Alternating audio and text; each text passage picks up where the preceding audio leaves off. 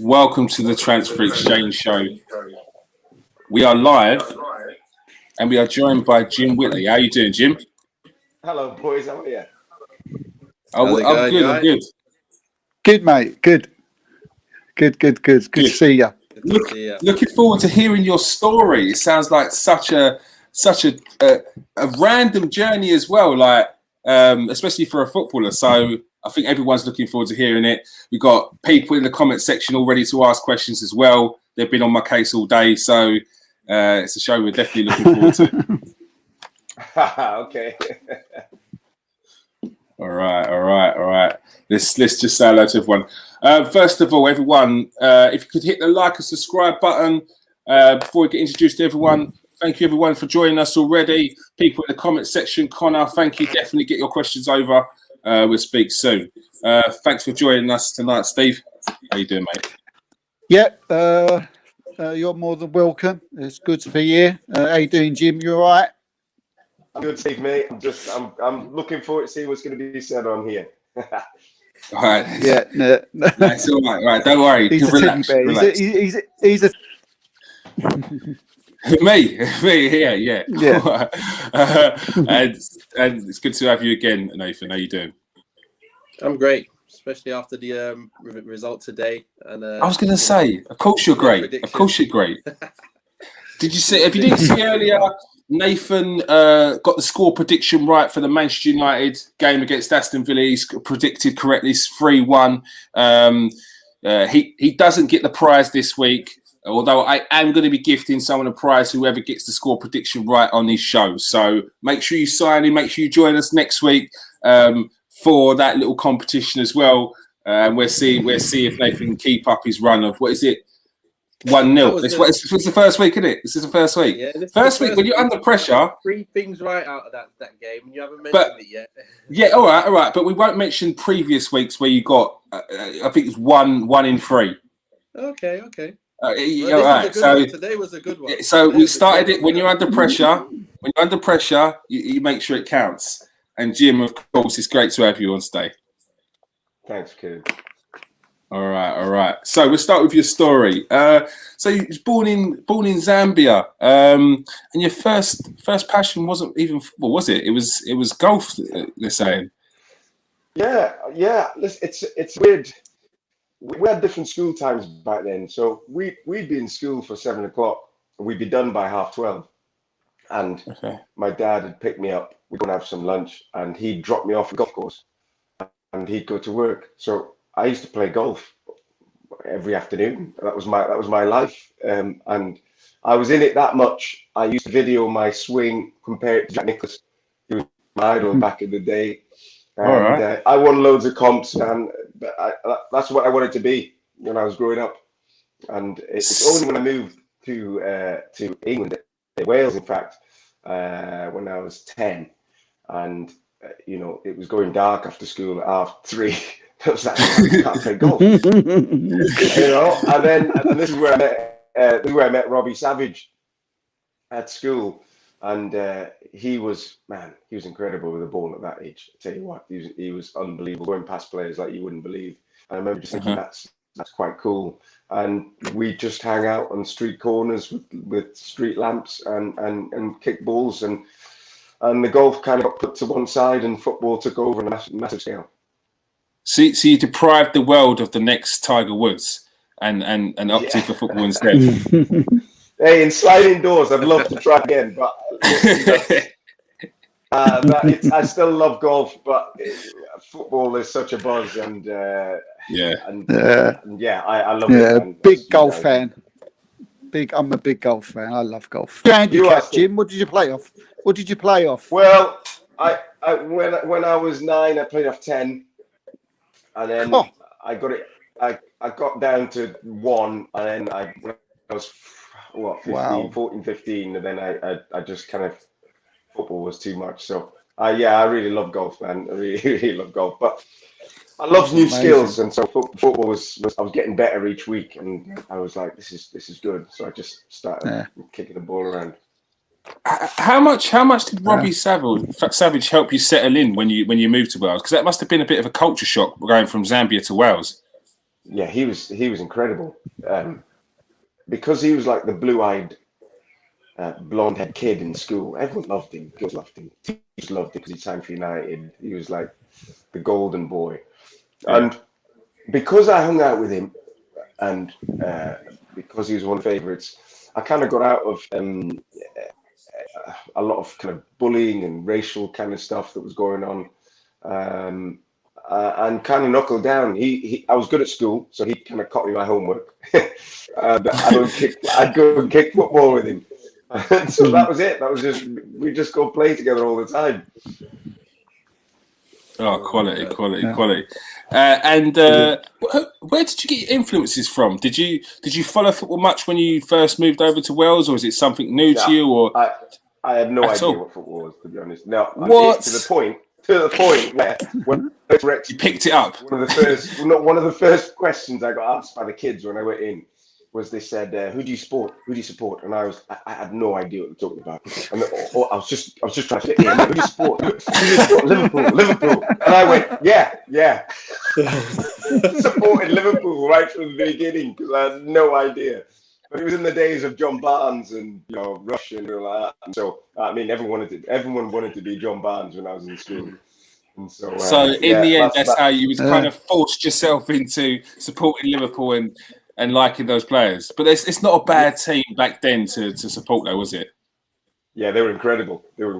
And especially Barnes. I loved watching Barnes. John Barnes was a ridiculous talent. So, and yeah, in school, teachers would say, "What do you want to be when you grow up?" And everyone would say, "John Barnes." So yeah, I loved it. Yeah, so that's how I did off and got it. It was mainly because of the school nights. It was just going dark so quickly, and it was, I wasn't in an academy or anything like that. It was just go and kick a ball wherever you can, any wall you could find, any grass verge, and in fact, I got a little job doing someone's garden, just weeding, clipping some of the things. And on the way there, it used to take me ages because I'd take the football and go kick a few balls before I got to it. They'd be like, "Where have you been?" I'm like, "It's all right, sweating like hell." It's how you got to. It worked. So how did you get picked up by Man City? What was the route there? I was going to sign. I got spotted when I was 15 at Shrewsbury. I went and tried out with Shrewsbury, and they wanted to sign me, and I was buzzing. But as it happens, my sister, our sister who lived in Manchester, just looked through the yellow pages and found the youth team scout, who was Terry Farrell at the time, rang Man City up and said, "This lad, my brother's going to sign for Shrewsbury. Would you like to have a look at him?" And he called me over a week later. There was a 2-day trial. I played in the 2 days, and I signed a week later. As simple as that. Oh my God! It just doesn't happen like that. It doesn't happen like that. Nathan's shaking his head, going, "Yeah, no, it doesn't happen look like through that." the yellow pages. Just ring up the football club and say, "Can my son come down?" It's like, no, that's not how it works. What's funny is that when that happens back then, they wouldn't have been getting calls every left, right, and centre because nobody had mobile phones, did they? So there's no one. It wasn't like social media and everyone just like bombarding you. You're probably one of a few that probably messaged him and said, "Listen, hey, this is a player that's just messaged and but let's get him down." So give him a go. What's the harm? Yeah. And it's just, and you know what I say to a lot of kids as well growing now, that it's a bit of luck as well, because in those two games, 90 minutes, I probably played about 25 minutes in the 2 games, and I just got the ball all the time. So it's a bit of luck. I might not have touched the ball at all. So you need luck, and kids, some of the talent, you do need luck along the way, and that was my little bit of luck. How did people react from when they first saw you to then seeing you getting picked up by Man City? They must have been shocked. Yeah. Because I kind of come from nothing really, and I wasn't one of the lads that you're talking about, or you might sign here, but I was just getting better year on year. I was always quick, I was always strong. My fitness probably outshone a lot of them, and and that drive probably got past the skill side. And Nate, you'll see this in sport. Someone who's hungry for it will go a bit further than the one that's got a lot of talent that can't really be that bothered. And so, I think a lot of people surprised that I'd signed, but I was putting a lot of work in, and fitness probably above everything else, and giving 100%. I managed to claw my way in. Quality, and yeah, definitely. It's a message to all you kids out there. You can have the talent, but you got to have the application as well to get through. Right. It's the desire that's there. I can feel, I can see it in you when you're talking about it. I can see it reminded me a lot of everything that I was going through. It's like there's so much love for the game. You're walking to work and you're taking the ball to play because you use that time improvising. Yeah. That's exactly what I went to the park and did similar kind of things. And it just reminds me, like, I can just see that that's where the desire thing is compared to some other people. They're the major differences, I think, in people making it and not making it as well. So Nathan, you're knocking on the head. And listen, I love academies are massive right now, but academies, unfortunately, when kids go to academies, they're always getting marked from the minute they walked in to what they do, how the application is. Whereas when you go out on your own and practice, there's no one. You're just there with a ball and enjoying yourself. So it has changed on that front and trying to express yourself. But I spent so many years just learning the basics, trying to learn the basics, man. And a lot of kids like to do the fancy stuff on Instagram and everything else that you can see, but you need the basics a lot of the time. And I loved it. I loved all that. The journey. I loved the practice more than anything else, to be honest with you. And I managed to get in the end. So, what was it like in the youth ranks at Man City then? Who was you playing alongside?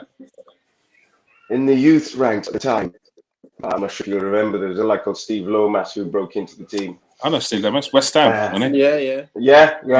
He played Northern Ireland. Yeah, he played. There's a lad called Michael Hughes as well. He played for Northern Ireland as well, Man City. Yeah, good player. There was a cluster of lads at Man City, and I used to come to training thinking, how am I going to make it here? There's so many good players, so many. You look at him, he's got his tricky feet, he's quick, he's strong, he's good in the air. And some lads that got contracts really early just kind of fizzled out. And again, by luck and by crook and just by keep going through, I went through. And there's a lot that didn't or just would go down and fade out of the game. So as good as some people are, and again, something I tell people, don't always look at other people, just go by what you're doing yourself. And because you could be overawed watching other people and kind of go, oh, he's too good, I can't compete. And there's always something you can give to a team. And just keep. But I met one of my first coaches, a guy called Colin Bell, who sadly passed away. He was incredible. He always used to pull me to one side. I didn't know how big a player he was. I didn't know he was the king of Man City and how good. But he used to pull me to one side. It's incredible. He used to pull me to one side and he said, "You're going to get games where things don't go right." He said, "Your first touch isn't right. You can't pass it." He said, "You have to roll your sleeves and give 100%. And it's something he always instilled in me. He said, "Just give 100%. And he said, "There's so many people you meet along the line that say, I could have made it. I could have." He said, "Never do that." He said, "If you give 100%, you could always try my hardest." And I just did, there's other people better than. And so this is what I try to do all the time, and something I try and tell the kids along the way. Mm-hmm. Did he mean a lot to you, Jim, at Man City? Did he really help you, Colin Bell, like all the way through it while your time was there? Yeah, huge. Colin Bell was brilliant. Like my first coach. I had so many good coaches. Tony Buck, Asa Hartford, all legends of the game. Part who's now passed away as well. But Colin Bell, and like I said, I wasn't one of the bright starlights that were coming in playing for England or wherever. I was just this kid coming through, and so he took the time just to pull to one side and go, "Look, you can do well if you work hard at the game." And he was fantastic in every aspect of the way as a coach, and I'm trying to put it the right way. Yeah, he's great. And brilliant. Yeah, you finally got your debut at 22 at Man City. Some would say that it was quite later on in coming from the youth rank. What was it you think held you back? Mate, we had a new manager every year. Honestly, sometimes it wasn't even. Sometimes it wasn't even 2 months. They got sacked and someone else had come in. And do you know what? Back then, whenever a new manager come in, they would look at experienced players. Just look at who's the experienced players, who's the pros. Anyone who's not played, youngsters got pied to one side, and you'd work your way up. And there's times you'd gel with coaches, good coaches, and they get sacked along the way. A couple of injuries as well, but I managed to kind of still stay there and hang in even by then, And I was thinking I was one of the oldest young player of the year. I won young player of the year. That's so funny you say that. We were speaking about Ruben Diaz being in the nominees for the young player of the year this year. So if he can get it at 23, you can get it at 22. Yes, definitely. Yes. So there we go. It was a good accolade for me, and I enjoyed that. I enjoyed it. Yeah. So you must have thought then you'd be getting more of a regular spot in the team after that year. Yeah. Was that the case? Yeah, I got into it and I was buzzing, just taking everything in. I remember one of the biggest things was, you'll know this, well, Nate, when you almost overnight people start talking to you outside when you go out to a bar. It's like you didn't know me, and all of a sudden people come in. I was like, wow, that was crazy. Everyone coming to talk to you, can have a picture. It's like, jeez, that was mental. But injuries got in the way a bit. I lost a little bit of focus as well. The Man City team back then, the advice you used to get from the older players was, if you don't drink, you ain't going to make it. And that was the motto. So you just kind of got involved. Yeah, if you drink, so you just got involved in that. And injuries got in the way. And when you're at a club like Manchester City, they don't, unless you are one of the best players, they don't wait around for you. It's a big enough squad. Someone else will take your place. And that was the case. It was tough to get back in and get. I should have been playing more regular. I had a hamstring injury that probably I still feel even today. I kick a ball around, no problem now. But hamstring injury back then, I still feel today, however many years later. That took me two and a half years to properly, at least get back to some form of kicking the ball properly. It was just a little niggle, and it was horrible. Yeah, I mean the levels of physiotherapy and surgeries and whatnot is completely different compared to back then as well. So it's probably one of them things they just didn't pick up. That they probably would pick up now. It was just really high up, and they'd do it differently now, for sure. But I remember that Joe Royal at the time would just be coming in going, still not fit. And that was ages. That was ages. I lost such a speed as well with that. But listen, it's part and parcel of football with injuries, and you just get on with it. How was that season where you won Player of the Year? You must have been absolutely buzzing every week to play and getting consistent runs in the team. Listen, I was. Even my debut, I think some of the fans say it was probably one of the best debuts going. So I was on 5'9", man. It was just incredible. And it went on. Things were going well. And this football's a funny game.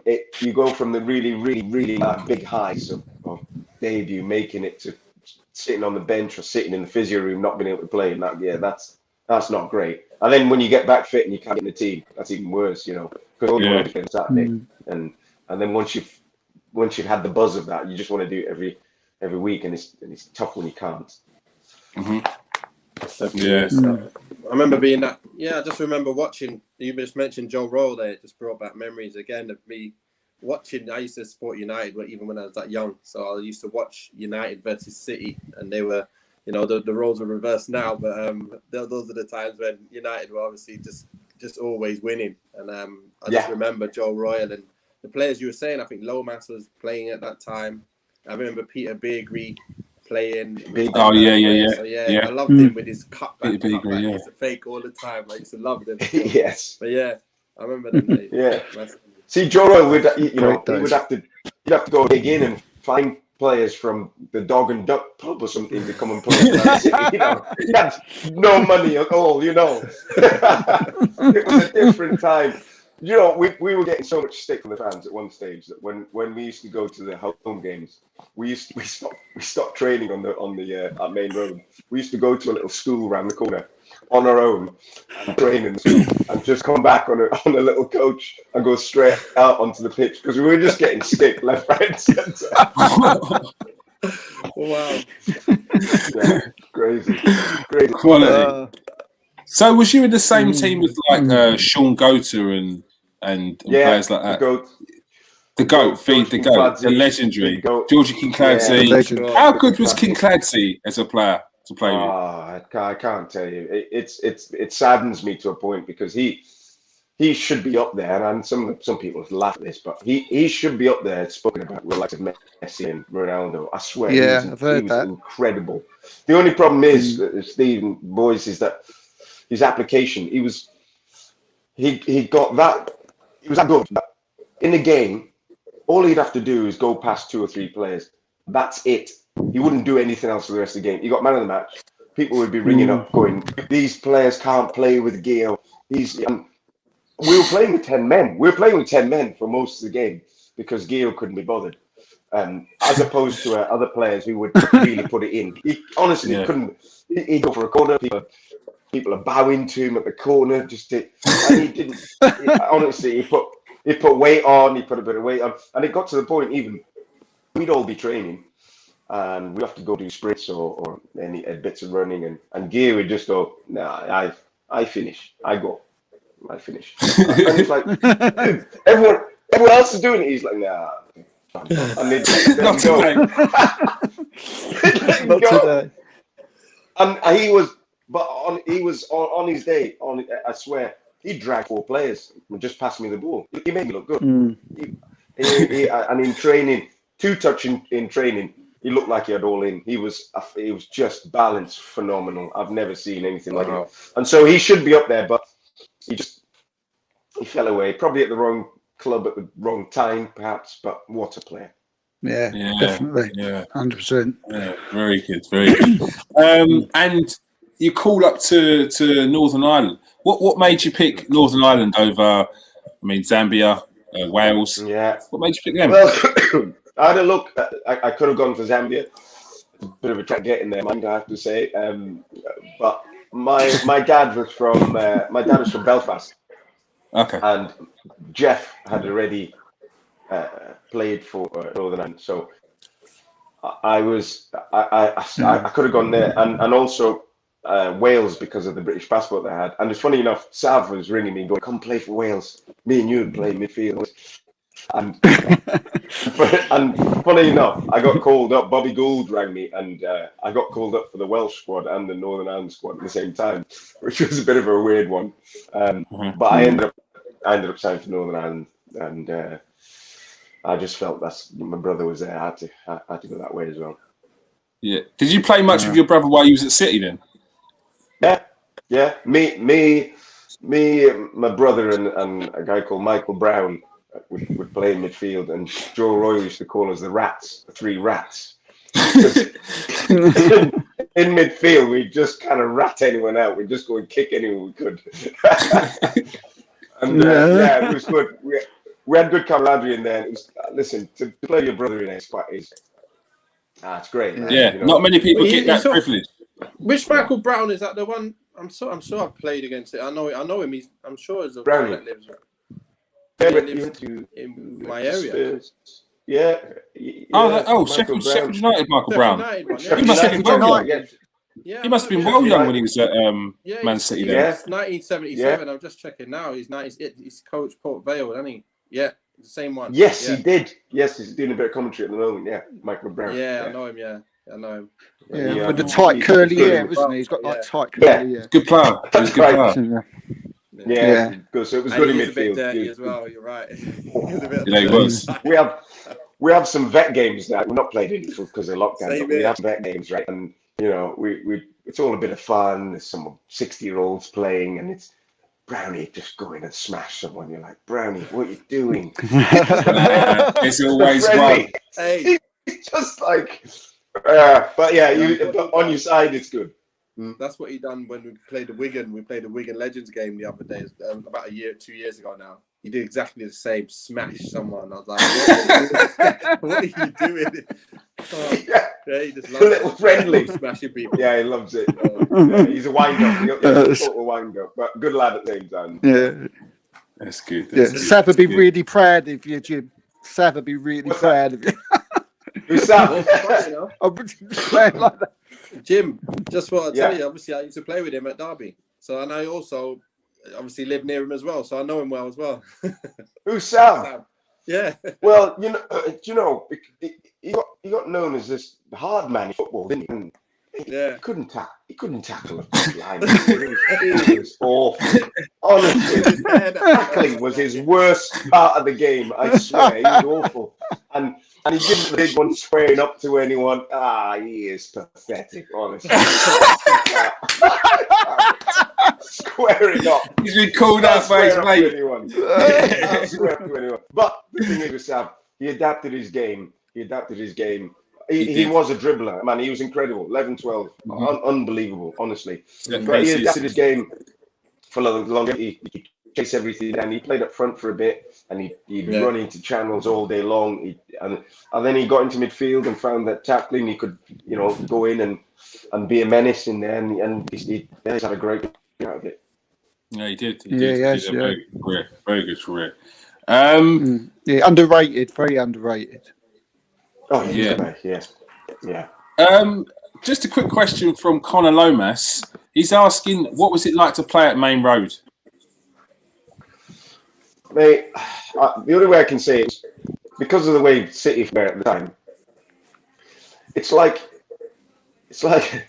going and playing for your local pub team with 30,000 people watching, or 40,000 people watching. It was just like a family affair. Honestly, it was incredible because it felt like more family run. Everyone knew you, and everyone around the ground were fantastic with you, and the chairman would come and speak with you on loads of occasions. And it was just part and parcel. And I remember even when I made my debut, I didn't have a car park pass to go into the little car park where all the players used to park. I'd park right on the street, and it was in Moss Side. And your car might get nicked by the time you come back. Yeah. They used to have kids that would walk back and go, "Can I have a car?" And I'd be like, "No," and you'd be like, "He might nick it." I'd have to give him a fiver every time he goes back to my car, knowing he's never going to look after my car. But that was just part and parcel, and things have changed somewhat now. And I had my experience on there, and it was fantastic. I've also played at the Etihad. A few friendly games, and that's incredible place as well. And it's just the way things move on. Football moves on, phones move on. We're doing this now, and it's just how the game's gone, and that's where Man City are at the moment in the Champions League final. Yeah. We'll get on to Man City soon. We will get onto your club soon. But I wanted to ask the transition. At what point did you start this art? Because I've seen some of your artwork and it's unbelievable. That I saw a picture of that you've done of Raheem Sterling. It's outstanding. Honestly, it's unbelievable. It's something that I've always done. I always used to doodle and copy things in particular. And I was probably about 12 when I started to get the colouring right to bring things to life. I think I did apples in this oil pastel, and I thought, oh, that's quite good. And when I was 16, instead of going in to do my YTS, which it was back then, I went and did my A-levels, and I did A-level art, and that part of that was on portraiture and chiaroscuro art, which was big dramatic light coming in, big shadows. They were easier to draw and copy, and that's what I did. And even throughout my career, I did portraits while I was playing football of the lads, and it kind of went from there. And I'll always do it. It's just a bit of a lonely job because I'm just on my own in room compared to being with lads constantly, and buzzing with the boys. Just being in your room on your own, wow. That can be quite tough, but I still get a buzz out of it when the end product comes in. It's finished, yeah. I bet. Yeah. And how did you get into what you're doing now, which is like musical theatre? How did you start getting into that? I again, madness. There was when I was at Wrexham, there was a girl that came in. She'd written a song about Wrexham. Why? I have no idea. Like, no. She wanted all the boys to come and sing in the chorus line, all the Wrexham lads. So we went to this recording studio, and at the time, I started listening just randomly some old Frank Sinatra and Nat King Cole stuff that would come on. I used to think these are quite classic, these. And I remember just, you sing away to something, and I used to think, this is on my voice. I couldn't sing Michael Jackson, it's just too high or anything like that. So we went to this recording studio, and I was quite enjoying it actually. And the guy could see I was there, and he asked me to come and be a guest at this theatre a few weeks later. And I went there and I sang a couple of numbers with this girl, and there was a bass player there, and he said, send a little CD to this guy. And I just recorded something, sent it over to a guy in London. He was a West End singer. And before you know it, I got a phone call from here saying, we're doing a Rat Pack. Can you come and perform? And I had no idea what he was doing, but I had to learn a script. I had to put this wig on. I had to try and learn how to tap. I couldn't tap at the time, but I can now. I learned to tap constantly. And it was sink or swim. It was sink or swim because I was with West End singers. I was with really high end. And when you're with good people, it rubs off, and you learn off good people. You learn when they go wrong on stage. And I found myself doing this, but at the same point, I found a little buzz for it. I found that when it was time to perform, it was almost like kickoff time for football. Yeah. And the preparation before was the nerves that would kick in. It was like, oh, here we go. And then you got on, you had to perform. And I know this sounds weird, but with football and with singing, and Nate, you know all this, I'm quite a nice guy off the pitch, but when you go on the pitch, you almost have to transform someone else. Regardless whether it's your best mate, you have to be someone else. And for those 90 minutes, whatever problems you've got going on, they go out the window. You're in the game. And with performing, it's exactly the same. That moment to perform, you go on and you become someone else, and you're in that mode for the journey you're in. And so I found it filled a void when I left football, the transition over. And I know it's different. It's singing. Sometimes it's for 300, sometimes for 1,000 people, but the buzz was still there as it was for football. Yeah, I can agree with that, because I did acting and musical theatre myself. So when it comes to the buzz that you get, I get it once I came off the stage. I'd enjoy it while on the stage and you're playing the character, but it was when you was off the stage, it was all done, and you realised what you'd done and how everyone had enjoyed it. You had that buzz, which was like, oh my God, I can't sleep. So I completely understand it. I completely understand it. Yeah. Yeah, it's a bit like, when you have a good game in football and you're buzzing, you're like, yeah, did you see that? Yeah, it's exactly the same thing. You had a good gig. But so it's different. It's similar kind of feelings. So I'm guessing, this is not the best of guesses, but I'm guessing you're playing Sammy Davis Jr., yeah? Yes. Yeah. So did you try and learn Sammy Davis Jr.'s characteristics, or are you adding your own spin on it? A bit of both, because he's he's incredible former. To try and pull him off is too much. So you try and get little isms of what he'd do. Little bits that you do on stage, a little crouch, the way he'd hold his hand. They used to have cigarettes, so they used to do that all the time. So you just find little things that he'd do. But I copied a lot of bits of tap that he'd try, and I got into tap quite a lot. I used to rehearse that a lot, man, and it was just that was a workout on its own, learning how to tap.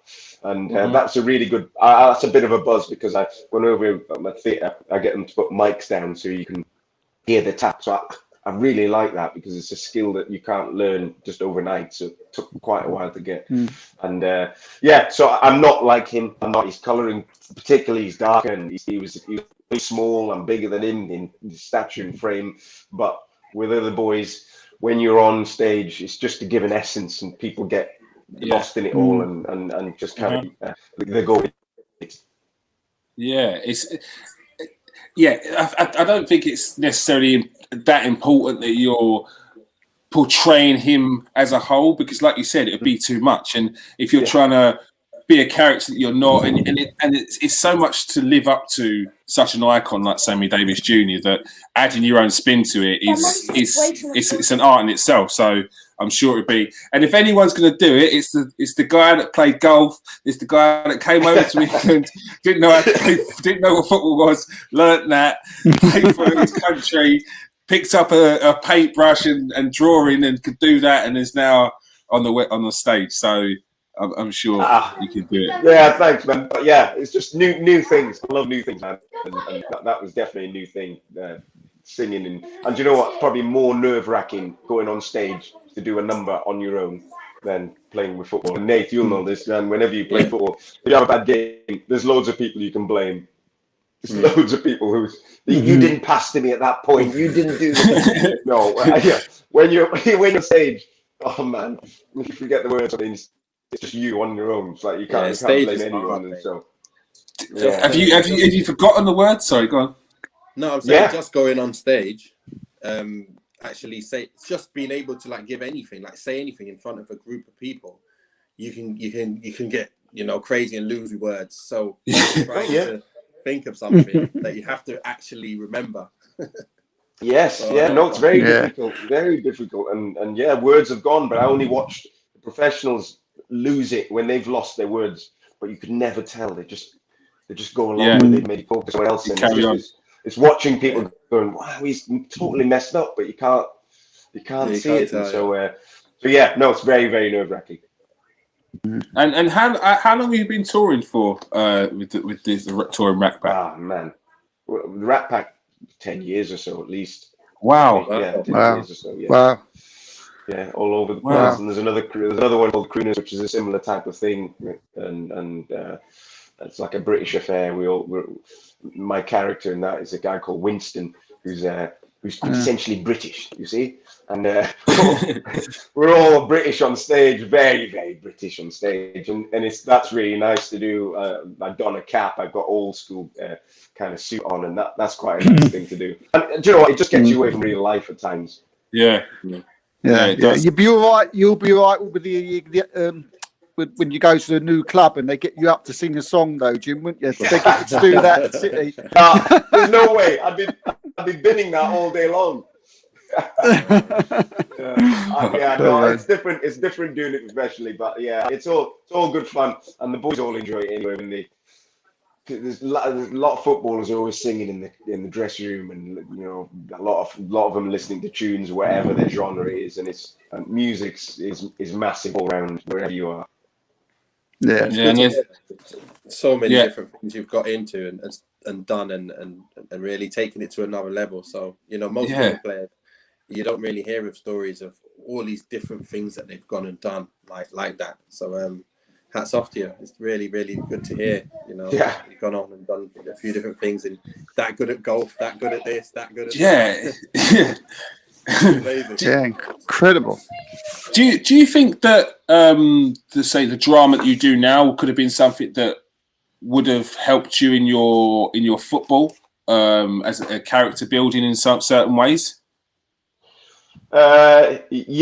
Although when I was younger, there was no way I thought I'd be singing later on and on stage. But when I came to Wrexham, because I tried to just fit in with anything, I was living with my half brother, and their family used to go to church and choir. So I was in choir when I was 11, 12. I hated any type of solo that I had to do. I had to learn music, learning how to sing harmony lines. Whenever I had to sing on my own, I hated it. And so to say years down the line that's what I've been doing, I would have said absolutely no chance. And so the drama, football is drama. Football's acting. People you see him rolling on the floor. That's all part and parcel. Trying to trick a ref into giving you decisions. It's all part. And every footballer that goes on has to wear a mask on there and become someone else. It's just how it is. Yeah. And so there's a lot of likenesses in there. They think not acting, but it's very, very similar. Yeah, very good. All right, very good, very good. Now let's get on to Manchester City. Basically won the league, Didn't quite do it. Chelsea stumbling block. Are you a little bit worried about the Champions League with Chelsea getting the win over you yesterday? No.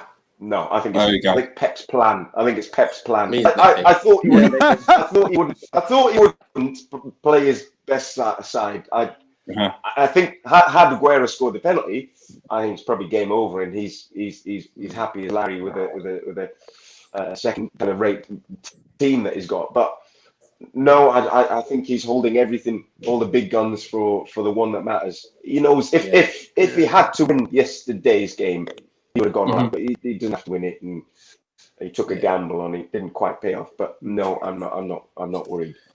First team is not playing. Come on, that says it all, isn't it? Loads of but this is Man City, so their 7 first teams that weren't usually playing. They would still win the league. Like this, but it's a good squad. Still had a good squad. Yeah, still a good squad. I mean, it nearly paid off. Aguero's pen miss, but listen, I say I'm not worried. Pep has a habit at times of picking a team, and you go, What have you done? Oh yeah. Until I see the senior team on Champions League, I'm sure he's going to go with which I think he's done with all the other. Yeah, I think he's going to go with that. But you never know. He sometimes pulls something out the hat where you're scratching your head. So you just don't know. So we'll see. That was probably a tactic of Pep's, where they said get a penalty, miss it, make you think we're stupid, and so when we're going to the final, it wouldn't be surprising. He thinks that far ahead. Honestly, he's I don't know if he ever sleeps at night, Pep. Honestly, his brain's always ticking over. I mean, it's quite intense to work with Pep. You've got to give 100% all the time. It's just that intense training and everything to continually give your best. It's a tough ask. And you see now why he rotates the team so much. And I think they've come to accept that they won't play every game. It's just part and parcel of Pep and what he does. I was asked a question. By my nephew, and he said he's a Man United supporter, and he said to me, because we was watching the Man City Chelsea game, and he said to me, "Who's the best manager, Fergie?" And I said it could be Pep because there was different coaches.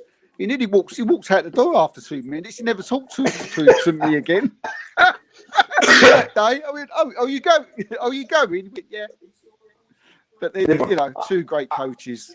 Massive coaches. I think you can only come to that conclusion when both have finished. Well, Alex Ferguson's already finished the game. I think when Pep comes to the end of his time, I think we'll look back and see what he's done then and see what he can. But I think as a motivator, I think he can go into any business right now, any workplace, and motivate people to work harder. I think he's incredible. Yeah, no, he is. He is.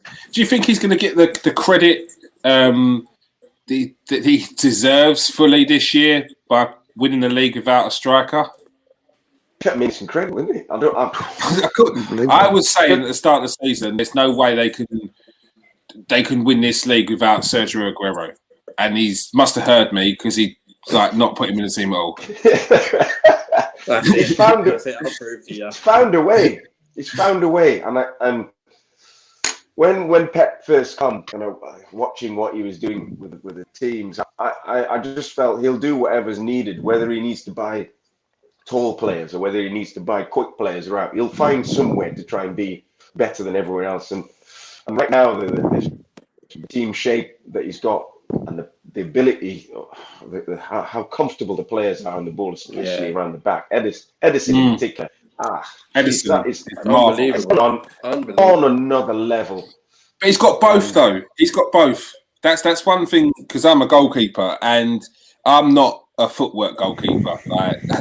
I'm there to save stuff. All right. Yes. But Edison, he can save shots. He can ping balls. He can keep it short, and he's smart with it as well. He doesn't try and force it. If it can go long, he hit a 40, 50 yarder diag to the winger.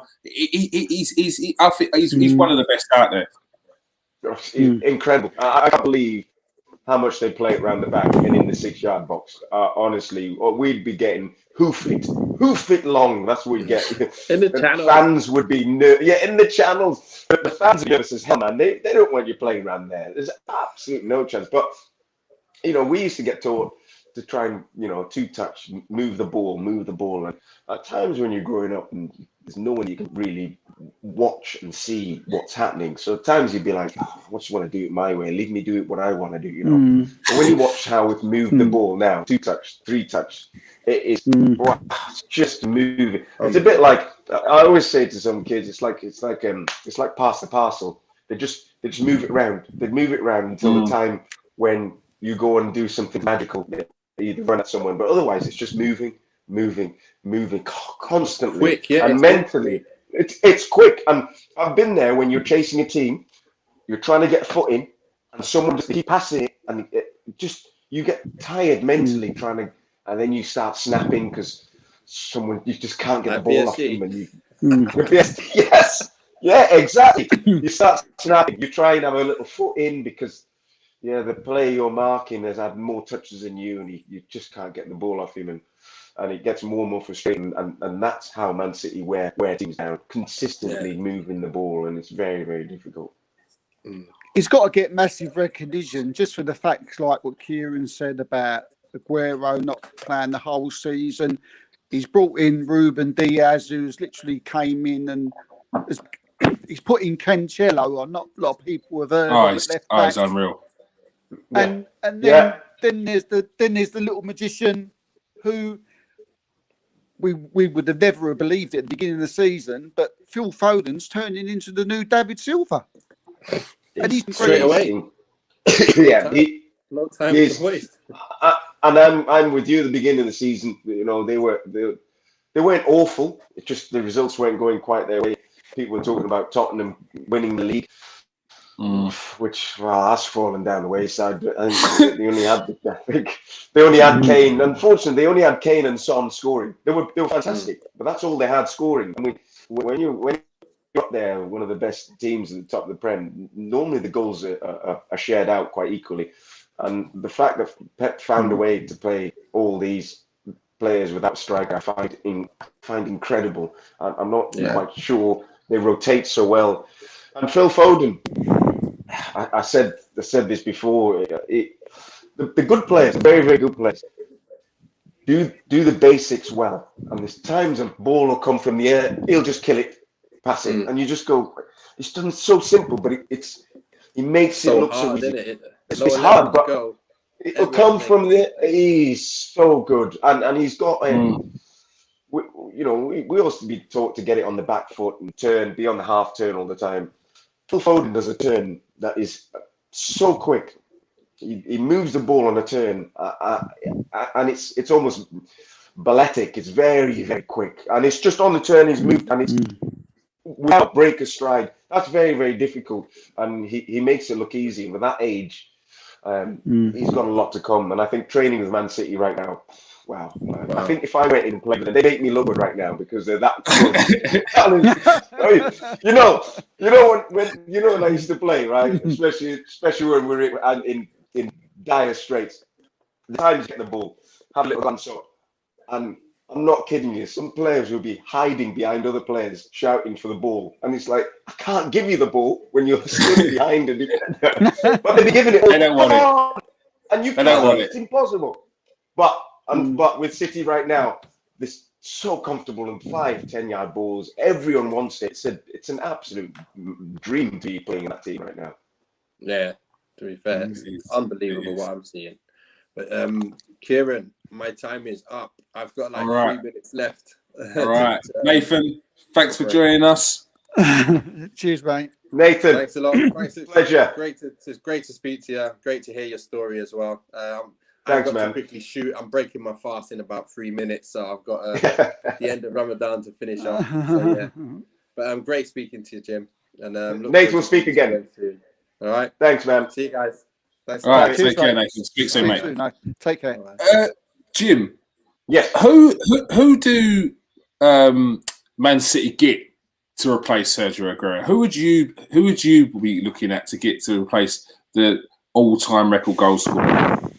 Well, I know everyone's looking at strikers. It wouldn't surprise me if he went for a midfielder, if I'm being honest with you. The shape that they're doing right now and they're rotating midfielders, it wouldn't surprise me if he went for another midfielder, wherever that may be, an attacking midfielder, someone who gets goals, as opposed to a straight swap for a striker. There's talk of Haaland.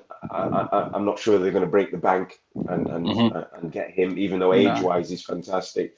I do think Kane would fit into the mode quite easily. The way he drops in, the way he moves, he'd give a different option in the air for crosses. Age-wise, I'm not sure that's exactly what they'd be after. And of course, I think we talk about Mbappe as well, which again, pace, power, great striker. Again, what fee he demands, I'm not sure. But everyone's talking about a straight swap.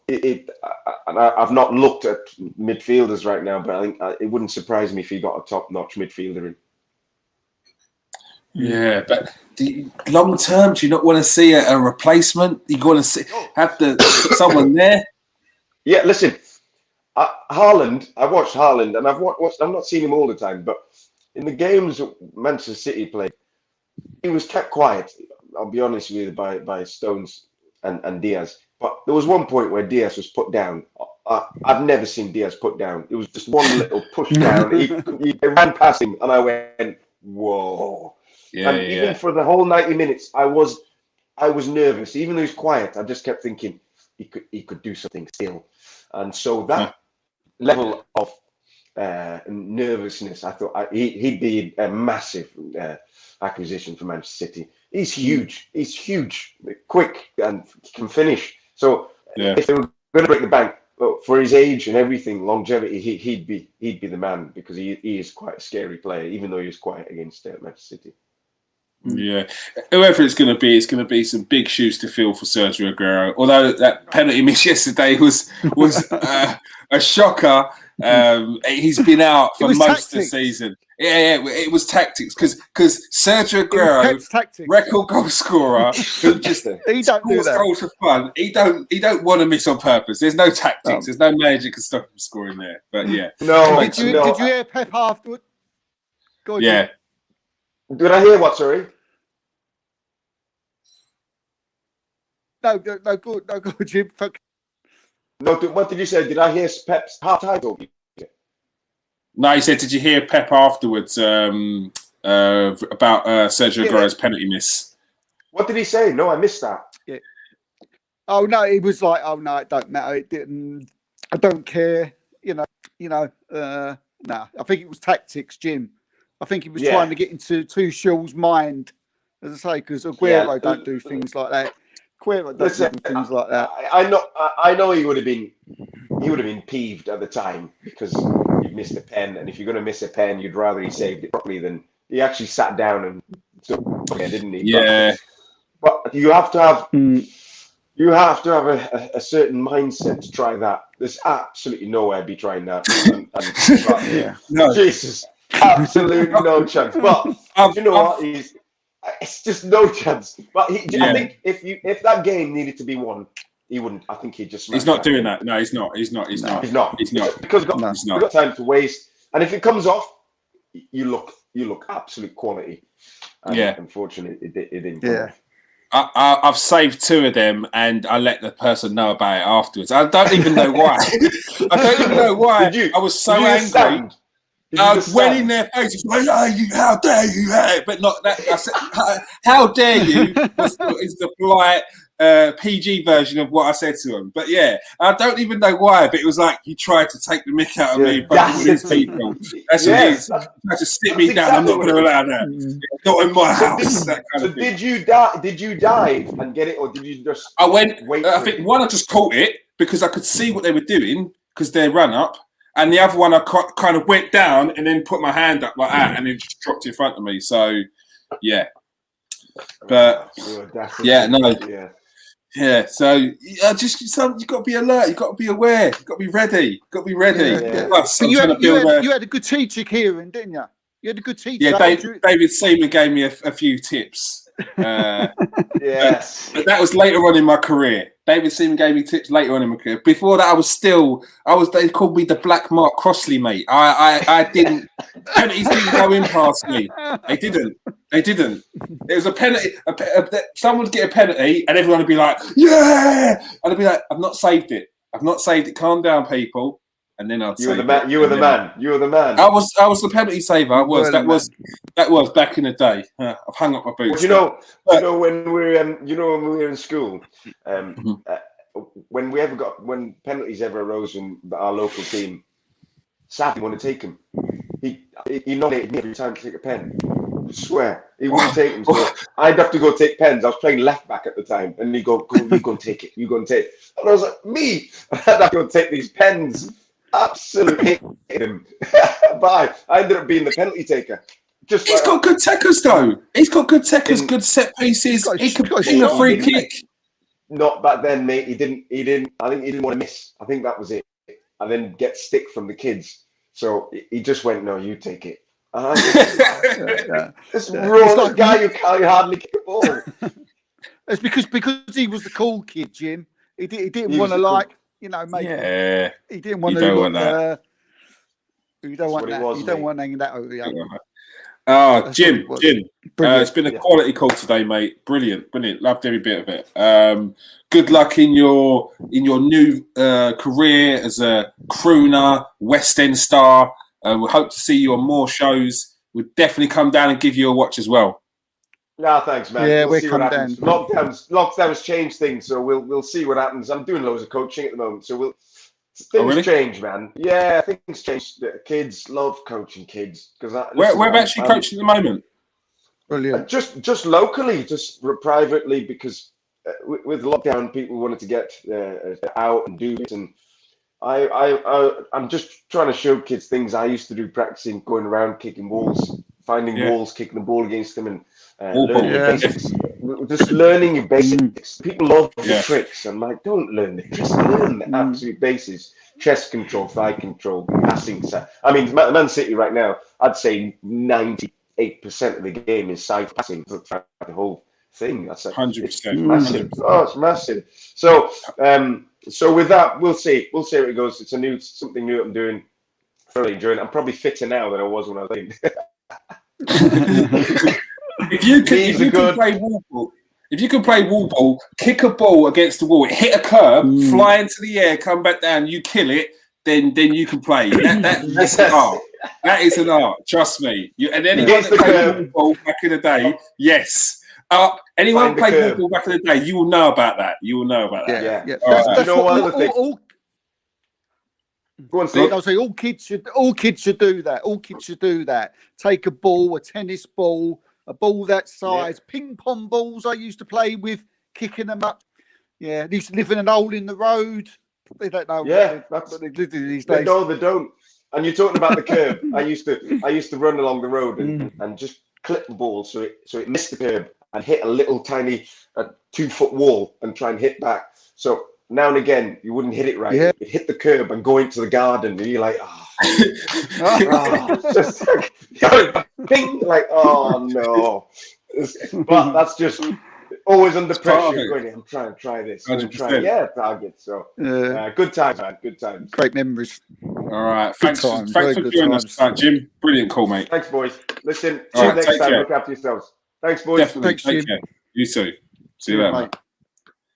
And we are just about to be joined by the man himself, the voice, as he gives us the score. Now, we had the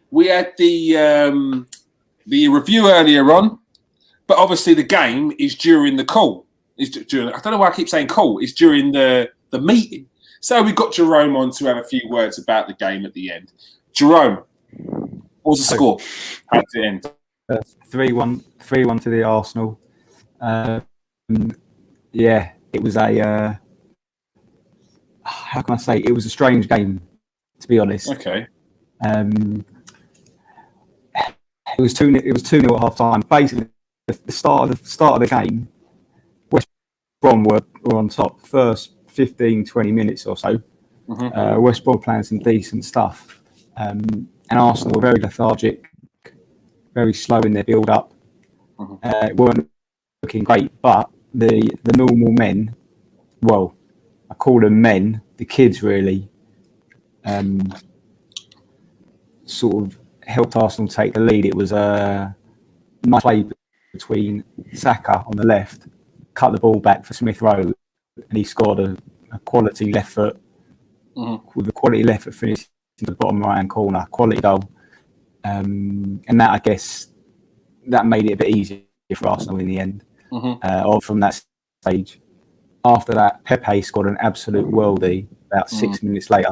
Cutting, I don't know if you've seen the goal, cutting from the right and just bent it into the top. See that. Yeah. I mean, he's probably the most inconsistent player I've ever seen, Pepe. 1 minute he'll do that, next minute he can't control like a 2-yard pass. He'll like hit his toes and go off the pitch. That was that. So 2-0 at half time. And then West Brom got one back with an absolutely quality goal by Pereira. Pereira, weren't it? Yeah. He's not going to go down with him, is he? Nah. He ran from inside his own half. Ran from inside his own half. No one could get near him, and hit the ball with his left foot into the bottom right hand corner. Quality goal, and it's 2-1, and it's like bloody hell, like game on here. But obviously, the main man stepped up near the end. Willian, with his first goal, scored. To be fair, he scored a very good free kick. That was a good goal, yeah. Yeah, very good free kick, about 25 yards out. To be fair, as you are, Kieran, being the keeper, I think the keeper's probably a bit at fault because it was his side. It was in the middle of the goal, and he hit it into the top left-hand corner. So when you watch it back, like I think that's the goalie's side. And great finish, like a great strike. But I'm trying not to give Willian any credit here. I'm trying my best. Credit where credit's due. If he got his goal, he got the free kick. Through gritty teeth. Did he play well when he came on? We said it in the preview, didn't we? About William. He played we was talking about William in the preview. Yeah. He Martinelli started up front, but he took him off after about maybe about the hour stage. He took him off for Lacazette, which I thought, just let Martinelli play the game. Tierney came on, and Partey came on as well. So he made a few subs, but honestly, a bit nervy when West Brom scored their goal. Like you were thinking, no way. But they showed clips of Edu and Binay in the stands with their masks on, and like you could tell they didn't look, although you couldn't see their mouth, they didn't look too. They were like looked a bit bored, to be honest. Then he needs to speak to the owner. He needs to speak to the owner about bringing in some new players, and he might not be so bored. Like, but yeah, thanks for the rundown of the game, Jerome. Thank you very much. Anyone that was in earlier on to see Jim Whitley, great call. As you saw, he's a guy that came over from Zambia. Basically, didn't even have a clue what football was near enough. Learned to play football. Got picked up by Man City. He's an artist. He's a in the West End crooner. Golfer. And he's a golfer. He played. What is he playing at 10 at the age of 11? He played off scratch. He got down to 1, so he was nearly professional golfer. At the age of 14. At the age of 14, that's ridiculous. I don't know. I missed that professional level. I know. I think he said it at 14. Unbelievable story. Great call. Make sure you watch it, please. Anyone that don't watch it, tell your friends to watch it. You got to watch it. Thanks for joining us tonight, Steve. Yep. Cheers, mate. Thanks everybody for watching. Thanks for the little update there, Jerome. Pleasure. No probs.